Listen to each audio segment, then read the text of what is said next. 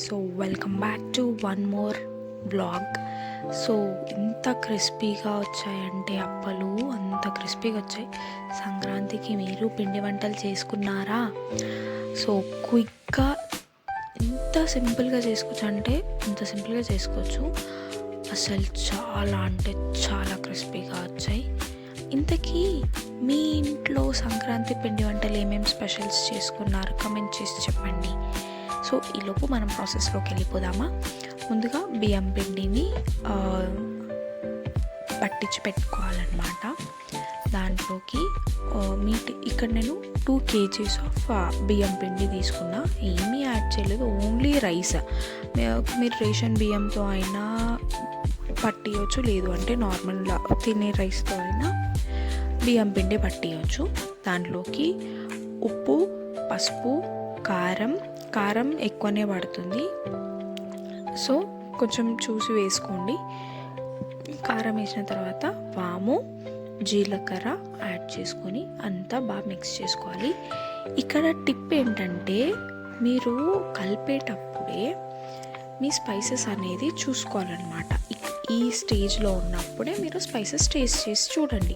మళ్ళీ వాటర్ పోసిన తర్వాత టేస్ట్ చేయడానికి కుదరదు. సో టేస్ట్ చేసిన తర్వాత ఏమన్నా ఉప్పు తక్కువ అయితే మీరు ఉప్పు యాడ్ చేసుకోవచ్చు, లేదు అంటే నార్మల్గా ఉంచవచ్చు. పల్లీలు, నానబెట్టిన శనగపప్పు కూడా యాడ్ చేసుకొని, ఎల్లిపాయలు దంచి యాడ్ చేసుకోండి. కరివేపాకు ఇక్కడ మేము ఫ్రెష్గా తెంపుకొని యాడ్ చేసాము, సన్నగా చాప్ చేసుకొని యాడ్ చేసుకొని కలిపేసుకోవడమే. సో ఇక్కడ టిప్ ఏంటి అంటే మనం హాట్ వాటర్తో మాత్రమే పిండిని కలపాలి. హాట్ వాటర్తోనే ఎందుకు అంటే క్రిస్పీనెస్ కోసం మనం హాట్ వాటర్ని యాడ్ చేస్తాం. మరీ గట్టి ముద్దలా చేయొద్దు, అంటే పట్టుకుంటే ముద్దలాగా అవ్వాలి. ఆ స్టేజ్ వరకు హాట్ వాటర్ కొద్దిగా యాడ్ చేసుకుంటూ బాగా మిక్స్ చేసుకోవాలన్నమాట. వీడియోలో చూపిస్తున్న విధంగా స్పూన్తోని మిక్స్ చేసుకోండి. డైరెక్ట్గా చేయబెడితే చేయగలుగుతుంది కాబట్టి హాట్ వాటర్ వేస్తున్నాం. మనం ఇక్కడ చల్ల వాటర్ యాడ్ చేయట్లేదు. హాట్ వాటర్తో మంచిగా క్రిస్పీనెస్ కోసం మనం హాట్ వాటర్ యాడ్ చేస్తాం అన్నమాట.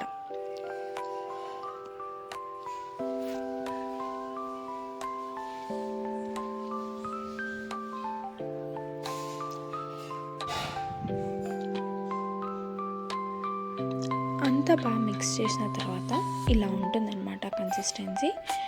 సో ఈ స్టేజ్లో మీకు ఎలా తెలుస్తుందంటే పట్టుకుంటే ఇట్లా ముద్ద అవ్వాలన్నమాట. ఆ స్టేజ్ వచ్చిన తర్వాత దాని మీద క్లాత్ యాడ్ చేసి కొద్దిగా పిండి వేరే దాంట్లోకి షిఫ్ట్ చేసుకుంటూ కొద్దిగా వాటర్ యాడ్ చేసుకుంటూ ముద్దలా చేసుకోవాలి. మరి గట్టిగా చపాతీ పిండి చేసినట్టు చేయొద్దు, కొద్దిగా సాఫ్ట్గా ఉండాలి అన్నమాట పిండి అనేది. అప్పుడైతే మనకి అప్పలు ఒత్తేటప్పుడు మంచిగా స్మూత్గా ఈజీగా వస్తుంది. గట్టిగా అయితే తినలేము, చేయడానికి కూడా చాలా బలం పెట్టాల్సి వస్తుంది. సో కొద్దిగా పిండి తీసుకొని కొంచెం వాటర్ యాడ్ చేసుకుంటూ కలుపుకోవాలన్నమాట. ఇలా వీడియోలో చూపిస్తున్న విధంగా బాగా మిక్స్ చేసుకొని ఒక ఉండలాగా చేసి చిన్నగా, అంటే మీరు అప్పల సైజ్ ఎంత కావాలనుకుంటారో అంత చిన్న బాల్స్ లాగా చేసుకొని పెట్టేయడమే.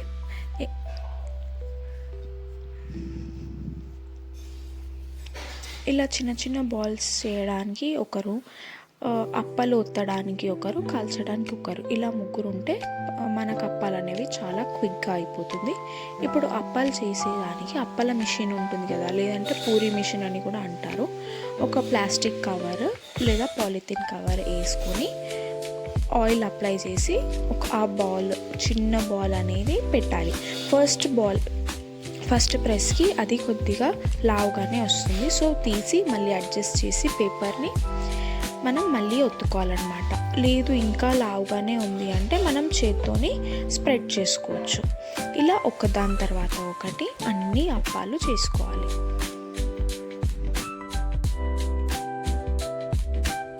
సో నానబెట్టిన శనగపప్పు ఎందుకు యాడ్ చేసామంటే తినేటప్పుడు పంట కింద పడి చాలా క్రిస్పీగా యమ్మీగా ఉంటాయని.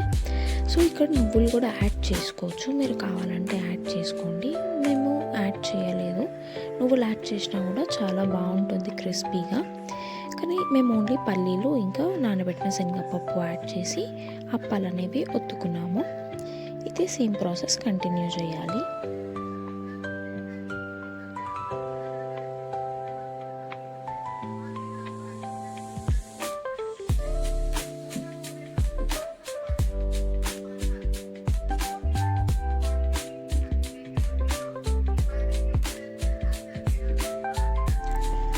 సో ఇంకా ఈ అప్పాలు అయిపోయేలోపు మనం ఒక స్టవ్ మీద పెద్ద కడాయి పెట్టుకొని ఆయిల్ వేసుకొని ఆయిల్ హీట్ అయ్యేంత వరకు వెయిట్ చేయాలి.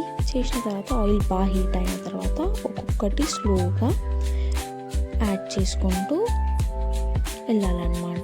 ఒకదాని తర్వాత ఒకటి అతుక్కున్న సైడ్కి కడాయికి అతుక్కున్నా కూడా అది హీట్ అయిన తర్వాత మెల్లిగా అదే లోపలికి వెళ్ళిపోతుంది అనమాట. మనం రెండు పక్కల అప్పాలు కాల్చుకోవాలి. ఒకటే సైడ్ కాలితే ఏంటంటే ఇంకొక సైడ్ మెత్తగా ఉంటాయి, ఒక సైడ్ క్రిస్పీగా ఉంటాయి. సో ఇవి ఎంత జాగ్రత్తగా కాల్చాలి అంటే అంత జాగ్రత్తగా కాల్చాలి. కొంచెం మనం తిప్పడం ఆపేసినాం అనుకో అది మాడిపోతాయి. ఎందుకంటే మనం హై ఫ్లేమ్లో పెడతాము, లేదంటే మీడియం ఫ్లేమ్లో పెడతాం. ఆయిల్ అనేది బాగా హీట్ అయ్యి ఉంటుంది కాబట్టి మనం దాన్ని చూస్తూ ఉండాలి. అలా అని మరీ తక్కువ కాలొద్దు, మరీ ఎక్కువ కాలొద్దు. తక్కువ కాలితే మెత్తగా ఉంటాయి, ఎక్కువ కాలితే మాడిపోయిన టేస్ట్ వస్తాయి అన్నమాట. సో మీడియంగా గోల్డెన్ కలర్ వచ్చేంత వరకు ఫ్రై చేసుకొని పక్కన పెట్టేసేయాలి. ప్రాసెస్ అంతా ఇదే. చూస్తుంటే తెలుస్తుంది కదా బ్రౌన్ కలర్. ఇలా ఒకదాని తర్వాత ఒకటి వేసుకుంటూ కాల్చుకోవాలి. చాలా అంటే చాలా బాగుంటాయి. ఒక్కసారి ఇలా ట్రై చేయండి. తింటుంటే పల్లీలు పంటి కింద పడుతుంది, చాలా టేస్టీగా ఉంటాయి. ఒకసారి మీరు కూడా ట్రై చేసి ఎలా వచ్చాయో కామెంట్ చేయండి. ఈ సంక్రాంతికి మీరు ఏం పిండి వంటలు చేసుకున్నారో కూడా కామెంట్ చేయండి. ఒకవేళ మీకు ఈ వీడియో కనుక నచ్చితే please do like, share and subscribe. Thank you for watching.